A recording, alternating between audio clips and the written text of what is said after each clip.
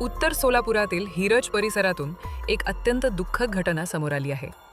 उकाड्यामुळे शेततळ्यात आंघोळीसाठी गेलेल्या 35 वर्षीय तरुणाचा बुडून मृत्यू झाला आहे.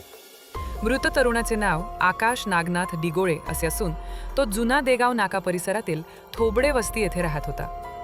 मिळालेल्या माहितीनुसार बुधवारी 27 मे रोजी दुपारी 4च्या सुमारास उकाड्यानं हैराण झालेला आकाश हिरज परिसरातील शेततळ्याकडे गेला होता. मात्र तेथे अचानक तो तळ्यात पडल्याची घटना घडली. बराच वेळ होऊनही आकाश घरी परतला नाही. त्यामुळे नातेवाईकांनी त्याचा शोध सुरू केला. मात्र रात्री उशिरापर्यंत तो सापडला नाही. अखेर नातेवाईकांनी तळ्यातील पाणी उपसण्यास सुरुवात केली. गुरुवारी पहाटे 4च्या सुमारास आकाश तळ्यात दिसून आला. त्याला तात्काळ बेशुद्ध अवस्थेत शासकीय रुग्णालयात दाखल करण्यात आले. मात्र डॉक्टरांनी उपचारापूर्वीच त्याला मृत घोषित केले.